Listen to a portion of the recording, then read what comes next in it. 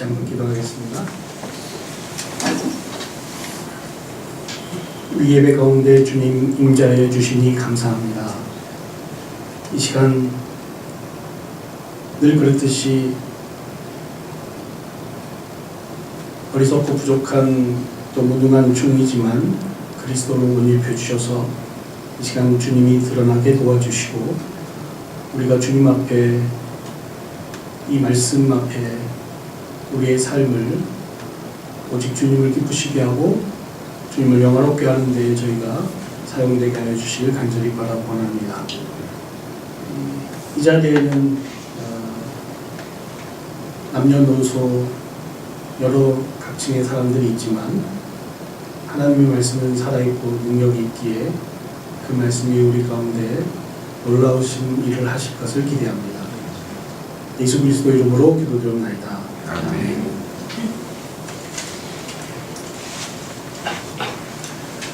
아, 2주 전인가요? 목사님께서 제게 이렇게 말씀하셨습니다. 목사는 설교로 인사를 하는 겁니다.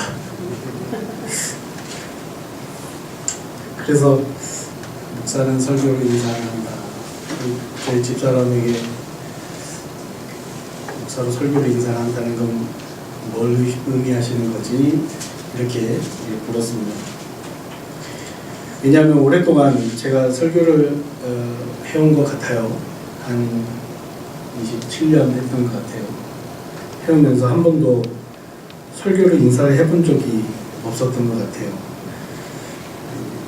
이미 몇 주 전에 저는 성도님들하고 다 인사를 다 했는데 또 어떻게 인사를 하나. 그러면서 수정하는 마음으로 이런 생각 저런 생각을 하는 가운데 보자 그럼 성도들에게 나라는 사람을 어떻게 소개를 하지?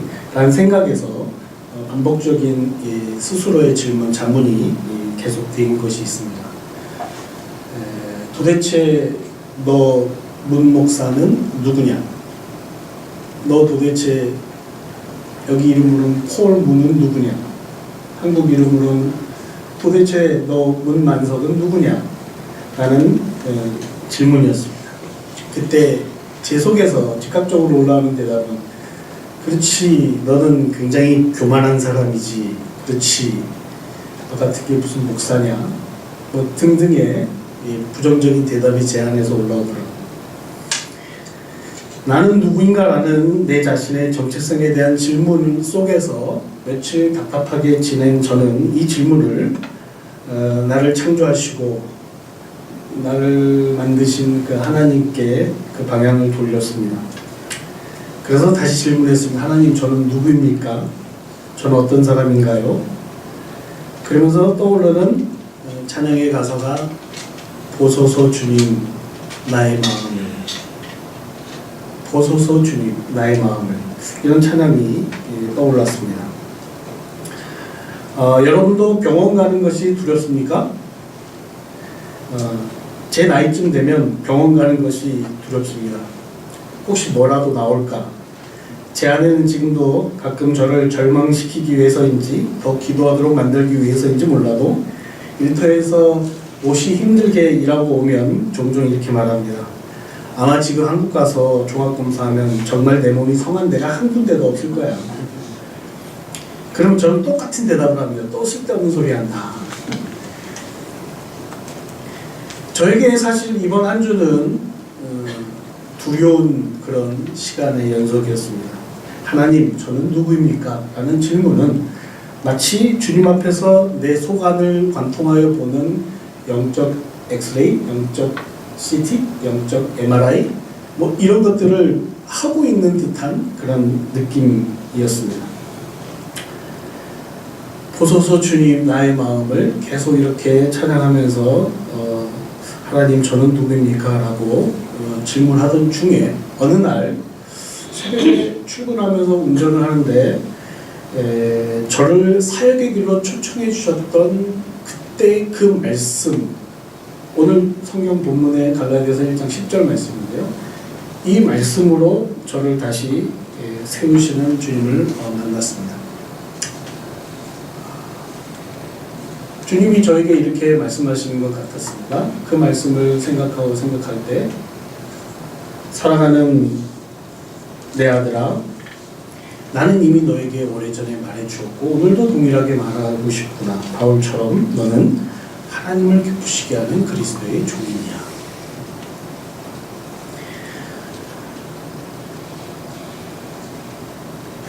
전에도 말했고 오늘도 집사님이 저에게 가장 좋아하는 성경 구절이 뭐냐고 쪽지를 내미셨을 때 갈라디아서 1장 10절 주저없이 썼는데, 제 인생 속에서 28년 사역하면서 저 나름대로 하나님의 기쁨을 위해서 사람의 기쁨과 사람의 환심과 사람의 여러 가지의 유혹을 철저하게 싸우고 그리스도의 종으로 살았다고 생각하는데, 오늘 갈라디아서 1장 10절의 말씀을 읽을 때 바울의 가졌던 그 벅차오르는 자신감과 확신이 제게는 느껴지지 않는 겁니다. 여러분, 오늘 갈라디아서 1장 10절 말씀을 가만히 읽어보시면요, 그 바울이 말하는 어투가 굉장히 조금 다릅니다. 나는 사람의 기쁨 위에 살지 않았고 나는 하나님의 기쁨으로 살았으니까 나는 그리스도의 종이니라 라고 얘기하는 것이 아닙니다. 나는 사람의 기쁨을 위해서 살지 않았으니까 하나님의 기쁨을 위해서 살았는데 어찌하니 내가 그리스도의 종이 아니겠느냐라고 반문하고 있는 것입니다. 이거는 자기 안에 너무나도 명백한 사실이 마음속에 품고 있기 때문에 아주 확신 속에서 이야기하는 거죠. 저도 주님을 오랫동안 따랐다고 생각하고 사람의 관심 같은 것들은 안중에도 없고 오로지 당신의 환심만에 관심을 가지고 나는 평생을 살았다고 생각되는데, 왜 오늘은 이 말씀 앞에 나는 떳떳하게 왜 그리스도의 종이라고 선포하지 못할까요? 아마도 매 순간, 어떤 순간 또는 어떤 상황 속에서 내가 담지 말아야 될 말을 한 적이 있고 내가 하지 말아야 될 행동과 또 생각하지 말아야 될 마음을 먹었던 순간들이 계속 마치 저 밑에 저수지에 뭐를 휘저었을 때 올라온 것처럼 그렇게 올라온 듯한 내 죄성 때문이 아닌가, 이런 생각을 해봅니다. 그래도 계속 그 찬양이 떠올랐습니다. 보소서 주님 나의 마음, 보소서 주님 나의 마음. 그 찬양의 가사는 이렇게 계속되죠. 선한 것 하나 없습니다. 그렇습니다. 주님, 제가 떳떳하게 주님을 고백하지 못하고 제 마음 안에 보소서 주님 선한 것이 하나도 없습니다. 그런데 그 찬양에서 제가 많이 용기를 얻고 위로를 얻습니다. 어떻게 그 찬양은 계속되냐면요, 선한 것 하나 없습니다. 그러나 주님 내 모든 것 주께 드립니다. 이렇게 그 찬양이 나와요. 그러나 내 모든 것 주님께 드립니다. 그래서 제가 한 가지 깨달은 것이 있습니다. 늘 이 말씀을 가지고 평생을 살아왔지만 이번 주 동안에 제가 깨달은 것이 하나 있습니다. 그리고 주님 앞에 자신있게 제가 하고 싶은, 주님께 드릴 수 있는 마음 또 고백이 생겼습니다. 그것이 뭐냐면요, 주님, 저는 그렇습니다. 사람의 기쁨, 사람의 유혹을, 사람의 환심을 항상 포기하고 살았다고 생각하지만 자신하지 못합니다. 저는 이기지 못했습니다. 늘 실패했습니다. 그러나 오늘 내가 항상, 지금도 그랬고 과거에도 그랬고 앞으로도 항상 분명하게 고백할 수 있는 것은, 주님, 내가 그리스도 종 되기를 소원합니다. 그래서 제가 오늘 말씀의 제목을 소원이라고 정한 것입니다. 내가 주님을 닮기 원합니다. 다 닮을 수 없습니다. 그러나 그 찬양의 가사가 그랬던 것처럼 삶의 한 절이라도 내가 주님을 닮기 원하는 소원을 가지고 내가 그리스도의 종 되기를 소원하면서 내가 평생 살아갈 것입니다. 이런 고백을 하니까 얼마나 제 마음에 위로가 되고 마음에 하나님의 은혜가 자리하는 것을 느꼈습니다. 그리고 다시 대답을 합니다. 제가 도대체 문목사 너 누구냐? 이제 주저없이 대답합니다. 저는 그리스도의 종 되기를 소원합니다. 여러분에게 저를 소개한다, 한마디로 말씀을 가지고 소개한다면 저는 그리스도 종 되기를 소원하는 사람입니다. 여러분의 표정이 잘못 진지하신 것 같기도 하고, 또 내가 당신에 대해서 알고 싶은 건 그것이 아닌데 마치 제 과거를 알고 싶어하는 듯한 그런 표정이신 것 같은데, 제 과거 속에, 스토리 속에도 그것이 담겨 있습니다. 저기 앉아있는 제 아내와 저는 신학대학 CC였습니다. 캠퍼스 커플이죠. 저는 제 아내의 환심을 사려고, 제가 이걸 적으면서 저는 정말 사람의 환심을 사려고 노력했던 사람인 줄 알았습니다. 제 아내가 들어가 있는 10대 예수교육 선교회라는 동아리에 저는 관심이 없는데 들어갔고요. 제 아내가 솔리스트로 있는 학교 콰이어 성가대에 노래도 별로 잘하지 못하는데도 저도 들어갔고요. 날 주목하여 보도록 학교 밴드부에 들어가서 제일 앞에서 기타도 치고 찬양도 하는, 제가 지금 이 설교를 쫙 작성하면서 생각해보니까 겸손이 설쳐됐던 것 같아요. 그러니까 드러나지 않으면서 이렇게 막 이렇게 어필하고 싶은.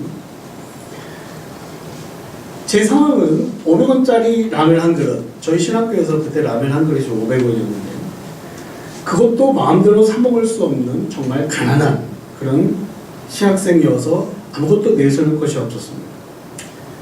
그래서 제가 생각한 것은 공부라도 잘해야지 해서 나름대로 열심히 이래저래 머리를 짜면서 공부를 해서, 그래서 전체 학교 전체에서 1등을 했습니다.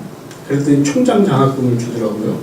그리고 불러서 당신을 교수 요원으로 키울 테니 어느 학교로 유학을 가라고 하더라고요.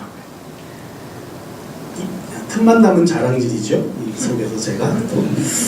그리고 평소 저는 저와 달리, 평소에 저는 전혀 그렇지 않지만 저희 집사람의 환심을 사기 위해서 나이도 어린 전사가 많은 신앙의 선배들의 신앙 상담을 해주고 그 사람들의 이야기를 열심히 들어주는 사람인 척하면서 살았습니다.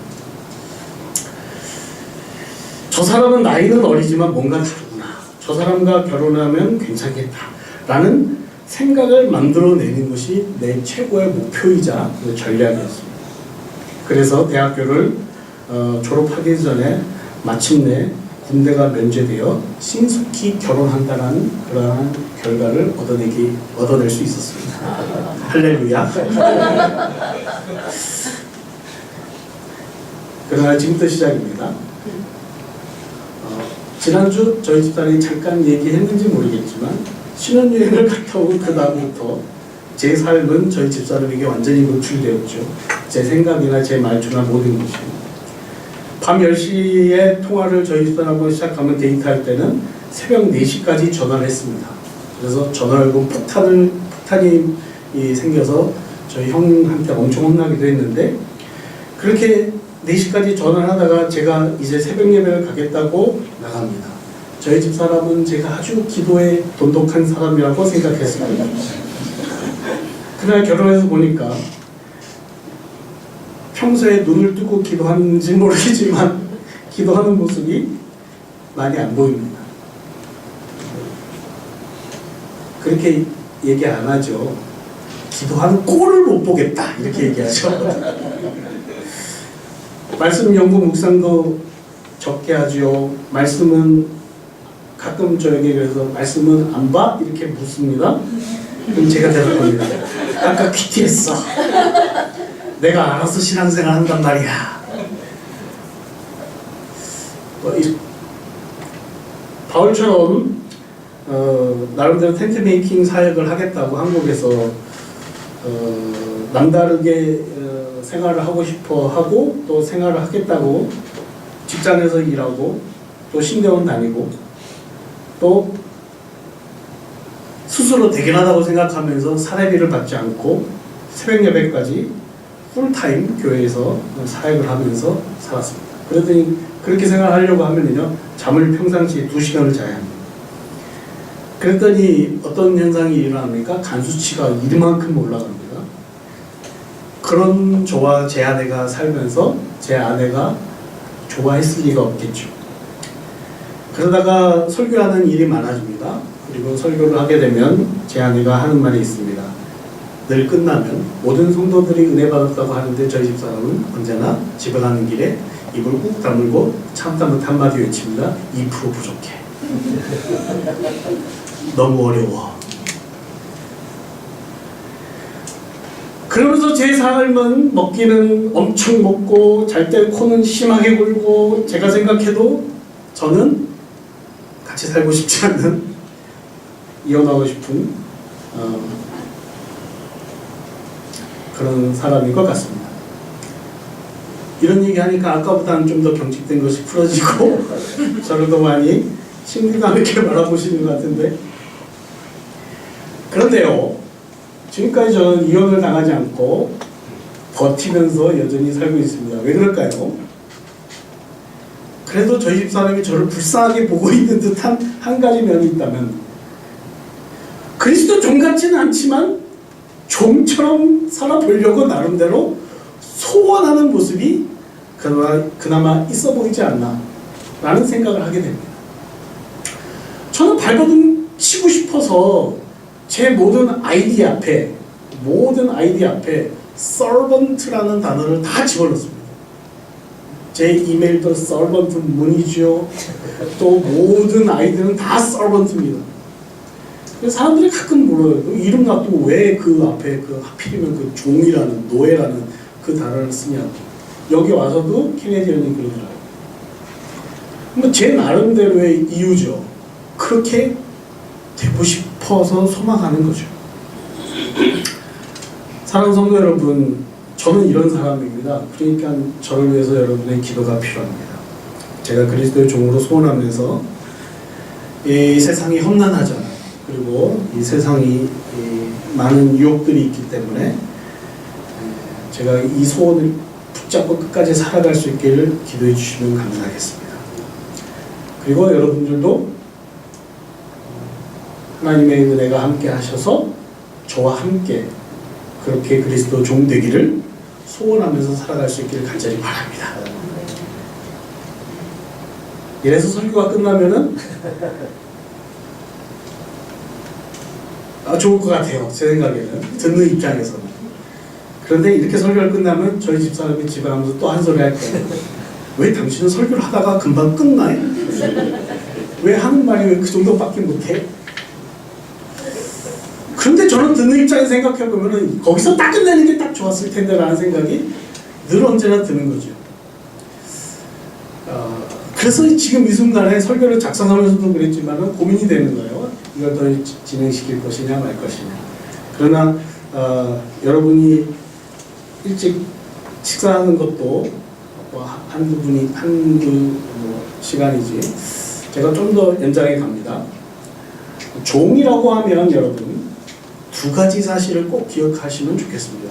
여러분이 잘 알고 있는 사실일 것 같기도 한데요. 첫째는 뭐냐면요, 종은 그 당시에 유대 민족 그 시대 그 배경 속에서 말씀드립니다. 종은 아무런 결정권이 없습니다. 소유권이 없다라는 말씀이죠. 그래서 종에게 주어진 첫 번째의 행동은 주인에게 무조건 복종하고 순종하는 것입니다. 다시 말해서 종이라 할 때 첫 번째 가지는 의미는 뭐냐? 그 생명이 주인의 것이다. 무조건적인 엎드려짐이죠. 이유가 없는 거죠. 그 당시 유대 백성들에게 종은 그래서 이 뚫린 귀, 여러분 잘 아시죠? 그래서 이 사람은 종이다라는 것이 명명백백하게 드러나요. 그 주인이 또 누군지도 드러나요. 그래서 그 사람의 모든 소유권은 아무것도 없는 것이고 그 사람은 주인에게 복종하면서 살 수밖에 없는 사람이라고 결정되어진 신분이 종이었습니다.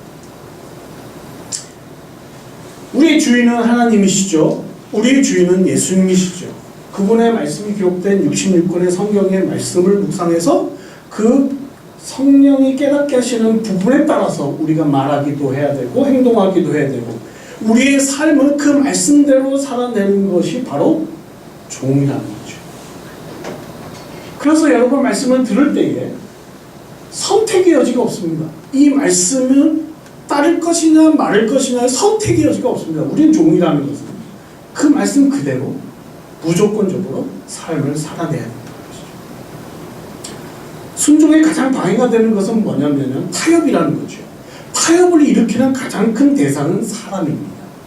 오늘 말씀에서도 그래서 사람을 기쁘게 했다면 바울은 사람을 내가 기쁘게 했다면 글쎄 좀 나는 아니다 라고 강력하게 말하는 것이죠. 이 사람의 눈 저 사람의 눈 때문에 우리는 못 가고 또는 못하는 경우가 많습니다. 아무개 때문에 나는 거기에 갈 수가 없습니다 라고. 여기에 사람이라는 것 속에는 나 자신도 포함되어 있죠. 내가 힘들어서 나는 더 이상 못하겠어. 그래서 사도 바울은 오늘 1장 10절의 고백은 선언적인 고백이고요. 갈라디아서 전체를 쭉 읽어가다 보면 그가 그런 고백을 할 수밖에 없는 이유들을 곳곳에서 설명하고 나갑니다. 다시 말해서 자신 스스로가 종이 될 수밖에 없었던 그 이유가 있다라고 분명하게 말합니다. 그것은 우리가 생각할 때 내가 온전한 그리스도의 종이 못 되는 그 이유에도 거기에 해당할 것이죠. 무엇일까요? 그것은 한번 따라해 보실까요? 내 자아가 안 죽고 살아있기 때문에. 그래서 완전한 종이 되지 못한다. 제가 종되기를 소원한다고 할 때는 내 자아가 완전히 죽었다고 성경은 선언하는데 바울은 갈라디아서 2장 20절에서 여러분이 잘 아신 대로 이렇게 말하죠. 내가 그리스도와 함께 십자가에 못 박혔다. 죽은 겁니다. 그런즉 이제는 산 것 아니다. 살지 않았다고 2번 강조해서 얘기합니다. 근데 우리는 살아있죠 지금. 그래서 바울은 말합니다. 그러나 이제 내가 사는 것은 나는 죽었는데 그러나 내가 이제 사는 것은 나를 사랑하사 나를 위하여 몸을 버리신 하나님의 아들을 믿는 믿음 안에서 내가 살고 있는 것이다. 내가 이 땅에서 사는 것은 내 자아가 죽고 그리스도의 종으로서 그분의 은혜로서 살아가고 있다라고 말하는 것이죠. 저는 캐나다 오면서 제 아내하고 결심한 것이 있습니다. 말로 떠들지 말고 이제는 살아내자. 수십 년 동안 이 단상에서 설교하면서 너무나 많이 떠들었는데 중요한 것은 보소서 주님 나의 마음, 내가 그렇게 살아내지 못하는 우리 자신, 우리가 캐나다 가서 정말 하나님만 바라보고 복음을 살아내자.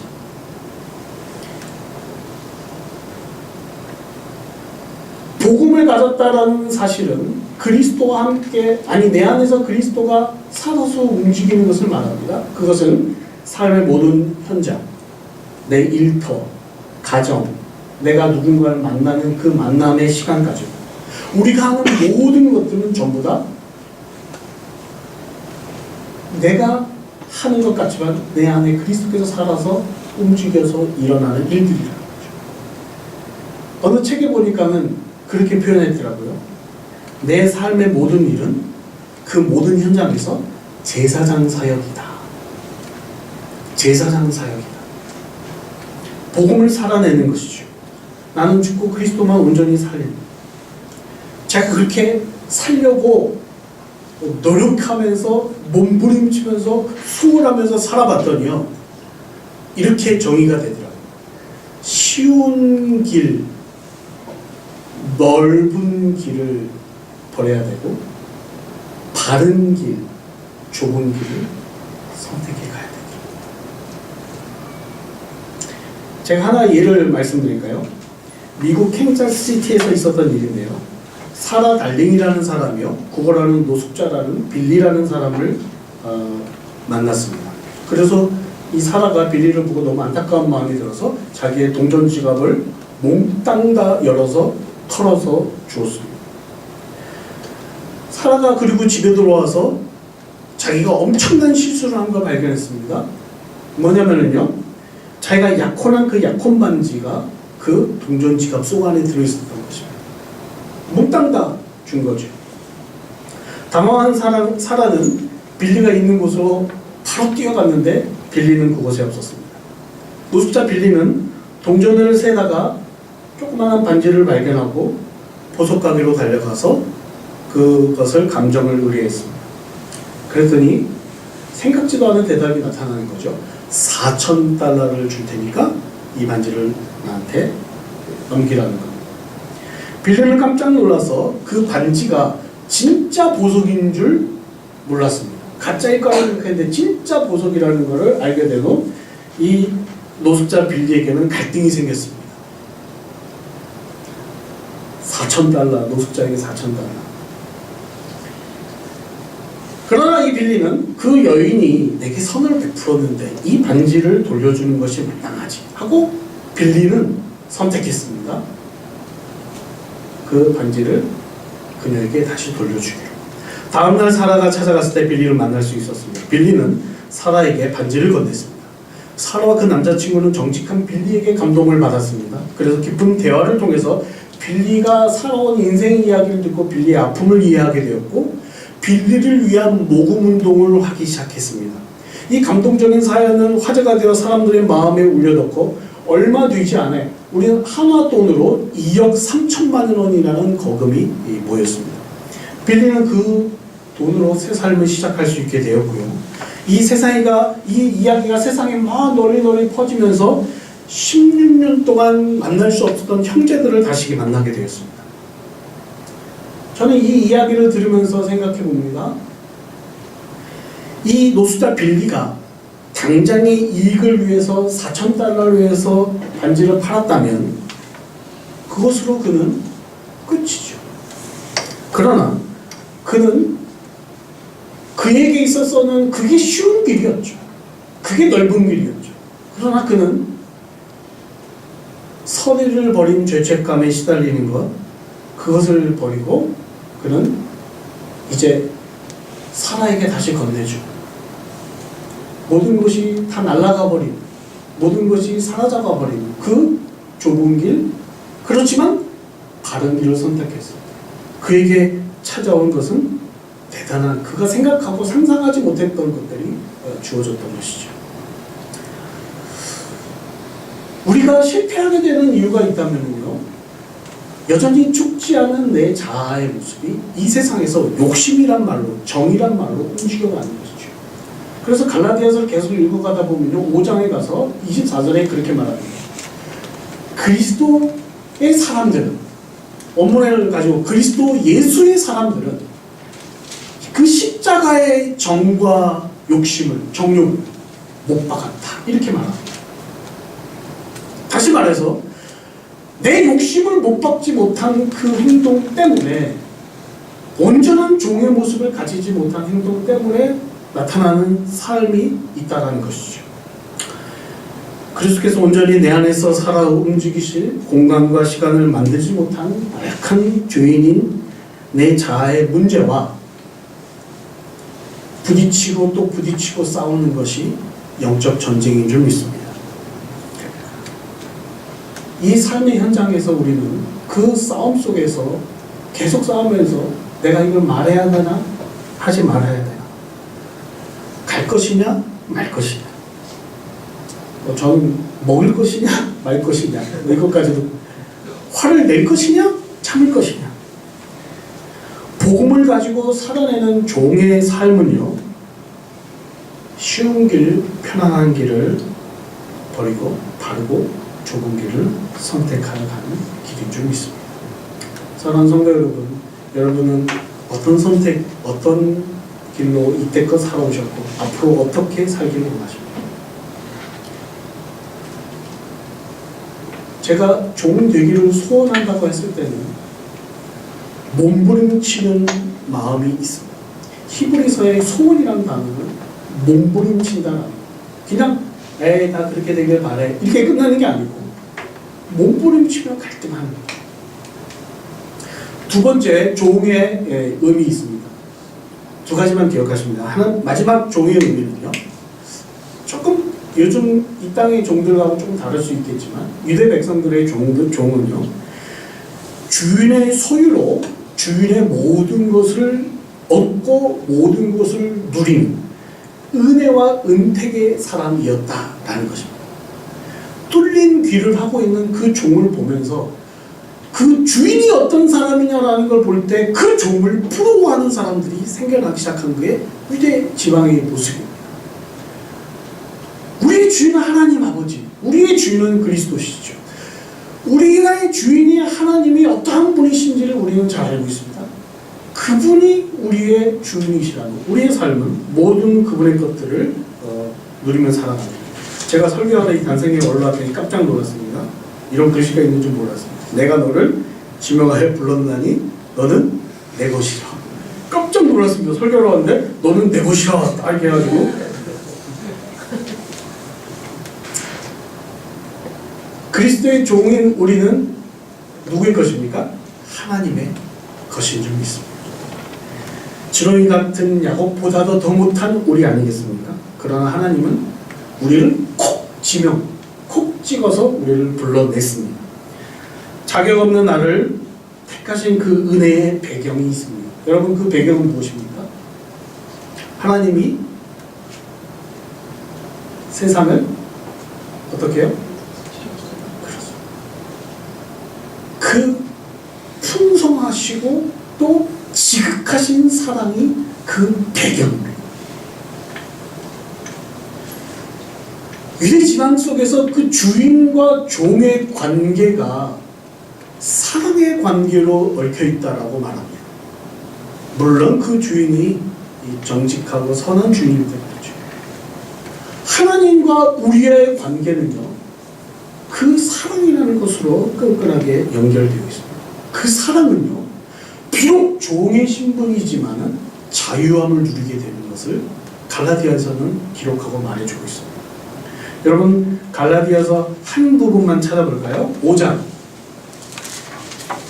갈라디아서 5장 1절부터. 이 내용 속에서 그것을 잘 설명하고 있는 것 같습니다. 제가 읽을게요. 같이 따라오면서 생각을 해보시면 좋겠습니다. 갈라디아서 5장 1절. 그리스도께서 우리를 자유롭게 하려고 자유를 주셨으니 그러므로 굳건하게 서서 다시는 종의 멍에를 매지 말라. 여기 뒤에 나타나는 종은 그리스도의 종이 아닌 세상의 종을 말하죠. 2절이요. 보라, 나 바울은 너희에게 말하노니 너희가 만일 할례를 받으면 그리스도께서 너희에게 아무 유익이 없느니라. 여기 할례는 율법의 대표적인 하나의 모습입니다. 그 당시의 통념이죠. 그 당시에 대단한 신앙처럼 보이는 어떤 전통이자 형식을 말하죠. 3절이요. 내가 할례를 받은 각 사람에게 다시 증언하노니 그는 율법 전체를 행할 의무를 가진 자라. 율법 안에서 의롭다함을 얻으려고 하는 너희는 그리스도께서 끊어지고 은혜에서 떨어진 자로다. 우리가 성령으로 믿음을 따라 의의 소망을 기다리노니. 6절 같이 읽죠. 시작. 그리스도 예수 안에서는 할례나 무할례나 효력이 없으되 사람으로서 역사하는 믿음뿐이다. 아멘. 저는 이 말씀이 너무 은혜가 돼요. 사랑으로 역사하는 믿음뿐이다. 여러분, 이 말씀을 성경의 원문 그대로 해석하면 이렇게 되어 있습니다. 가장 중요한 것은, 그것이 우리말 성경에는 없어요.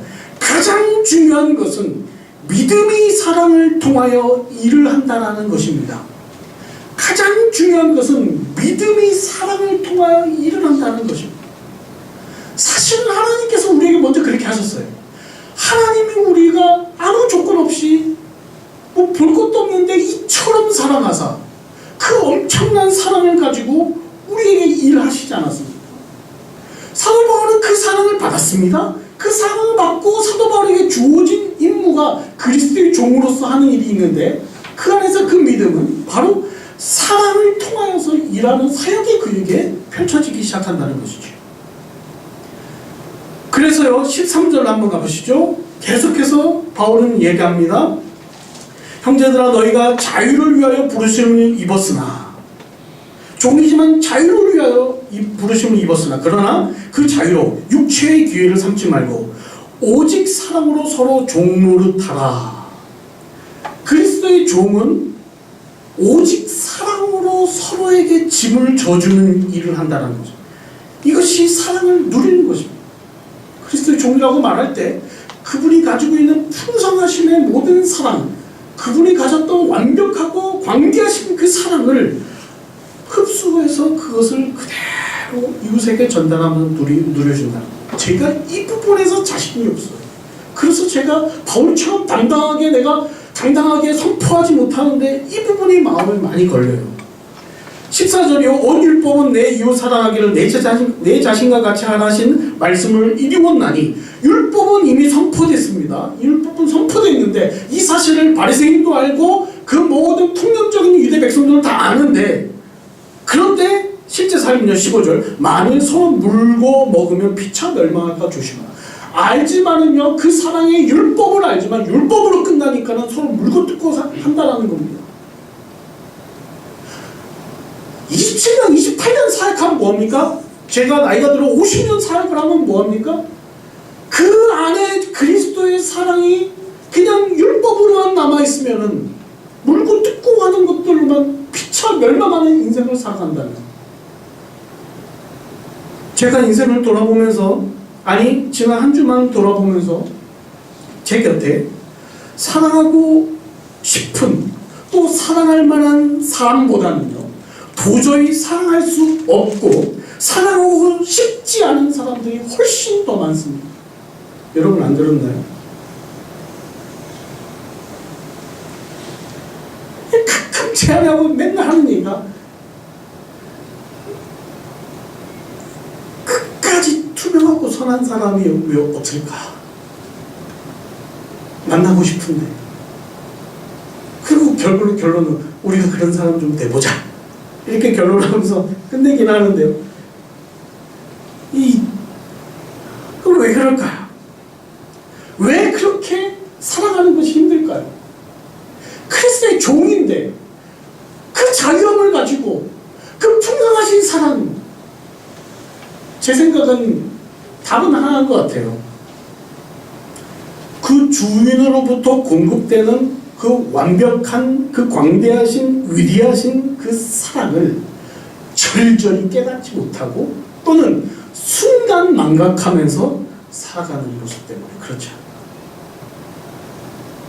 그 사랑의 공급하심은 여전히 나에게, 늘 주님은 나에게 말씀을 통하여 사랑의 공급을 하고 계시는데, 내 자신 스스로가 마음이 강박해져서 그 사랑의 공급에 단절되면 이 세상의 모든 것들이 사랑할 만한 것들이 안 보이고 사랑하고 싶지 않은 것들 속에서 갈등하게 되고 씨름하게 되는 것이 저와 여러분의 인생이 아닌가 싶습니다.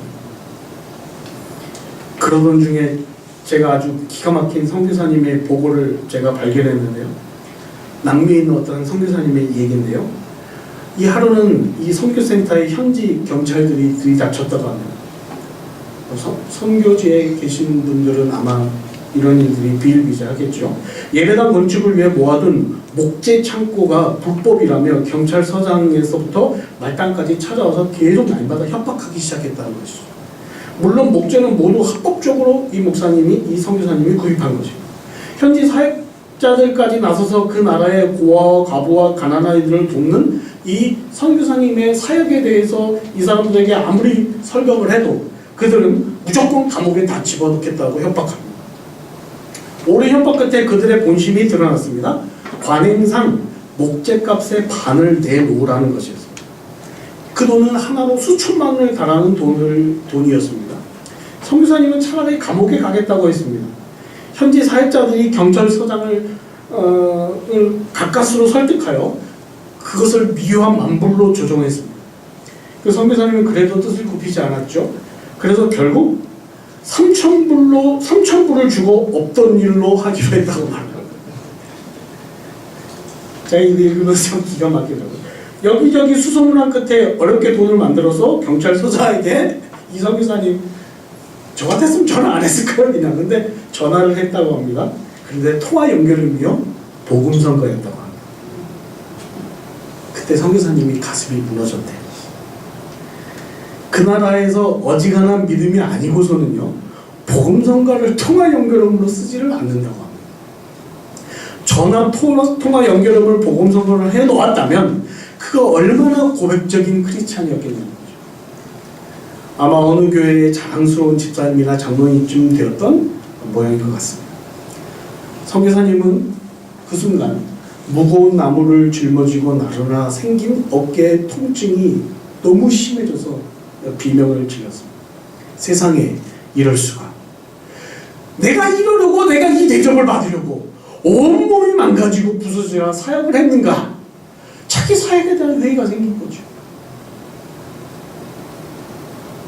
그런데도 주님은 사랑할 수 없는 그 사람을 사랑하신다는 그 의미를 이 선교사님의 그 일기, 동행일기의 마지막 부분에 그 선교사님이 이렇게 고백합니다. 그런데도 이들을 사랑해야 한다는 마음을 인간이기 때문에 도저히 내 힘으로는 내 안에서 채울 수가 없어서 주님의 이름을 눈물로 부릅니다. 이 선교사님의 고백이 저는 아주 솔직한 거. 도저히 힘으로는 안 돼요. 그래서 그냥 그저 주님의 이름을 눈물로만 부릅니다. 사랑할 수 없는 사람을 사랑하는 것. 우리는 왜 이렇게 힘들까요? 그러나 주님의 사랑은 그렇게 간단하게 우리에게 흡수되어지나요? 말도 안 되는 나같이 죄인을 위해서 그리스도가 십자가 못 박혀 죽었다는 사실이, 저는 가끔 오카는 목사님의 설교를 가끔 이렇게 유튜브를 통해서 일부러 이렇게 재생해서 듣는데요. 그분이 십자가라는 제목의 설교인가요? 정확히 기억은 안 나는데 그분이 그런 얘기를 해요. 여러분은 십자가가 이해가 되세요? 저는 수십 년 동안 신학 공부하고 목회하면서 살아왔지만 그렇게 대단한 분이 어떻게 나 같은 죄인을 위해서 십자가를 지고 못 박혀 돌아가시는, 난 지금도 도무지 이해가 되지 않아. 사역의 마지막 상상에 이제 주님 앞에 가셔야 할 그날 앞에 그분의 고백이 그거였습니다. 아직도 나는 이해가 되지 않아.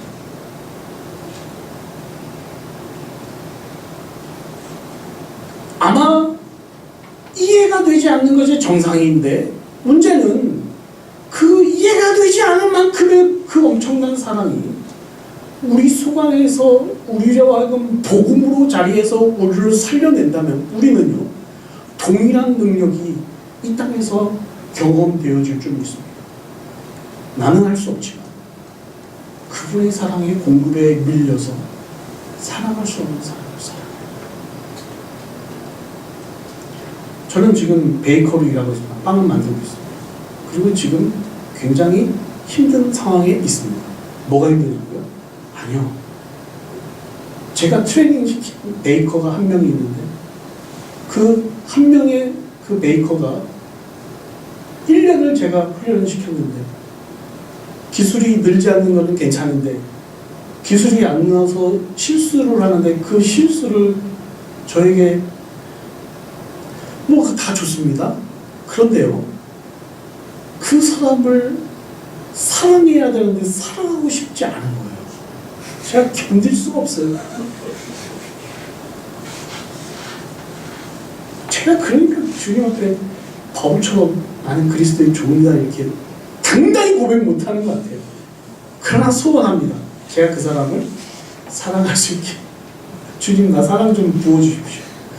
하나님의 사랑이 떠밀리고 싶습니다라는 것이 제 솔직한 고백입니다. 우리의 힘은 반드시 한계에 부딪힙니다. 우리의 사랑은 늘 언제나 한계가 있습니다. 제가 제 아내를 직정성으로 사랑하지만은 오늘 아침에도 한계에 부딪힙니다. 오늘 아침에도 왜 그것 당장 버리지 못해? 제가 빨래하다가 이 뭐죠? 세자가 위에서 텅 떨어졌습니다. 오늘 아침 벌어진 일입니다. 왜 그거 하나도 제대로 못하냐고. 내가 떨어지고 싶어서 떨어졌냐고. 우리의 사랑에는 한계가 있습니다. 늘 느낍니다. 그러나 주님, 내 아버지의 사랑에서 공급함이 넘쳐나게 계속되고 공급되고 또 공급되고 또 공급되고 그 무한대의 공급의 사랑을 힘입어 우리는 어쩌면 생명을 내어주는 그 사랑을 닮을 수 있는 기적이 나타날 수 있습니다. 그렇게 쓰고 나가 보니까 제가 바꾸고 싶더라고요. 어쩌면 제 생각인 것 같아요. 어쩌면 제 생각인 것 같아요. 주님은요, 반드시 생명을 내주는 그 주님의 사랑을 담도록 하는 기적이 저와 여러분의 삶 속에서 일어날 수 있는 줄 믿습니다. 기도하시겠습니다. 하나님 아버지, 보소서. 주님, 우리의 마음, 선한 것 하나 없는 우리의 마음 날마다 보고 계시는 주님, 그러나 이 모든 것 주님 앞에 드립니다. 그리고 우리는 소원합니다. 숱하게 많은 사람들의 환심보다 오직 하나님 아버지의 기쁨을 위하여 우리가 평생 살아가는 그리스도의 정직한 종 되기를 소원합니다. 주님, 이 결심을 가지고 내일도 일터에서 사람들을 사랑해 보려고 애를 쓰게 주님 은혜를 베풀어 주시길 간절히 바랍니다. 도저히 감당할 수 없는 순종을 우리가 이 세상에서 해내기를 간절히 원합니다. 주님, 은혜를 부어주십시오. 주님, 힘들 적마다 말씀이 떠오르게 도와주시고 힘들 적마다 찬양이 떠올라서 주님이 주시는 힘으로, 주님이 주시는 사랑으로 그 모든 것들을 감당해내는 이 땅이 정말 아무도 알아주지 않지만 하나님을 기쁘시게 하는 그리스도의 종 되는 예수 산길의 모든 성도, 또 부족한 종 되게 주님 역사해 주실 줄 믿습니다. 예수 그리스도의 이름으로 기도드리옵나이다.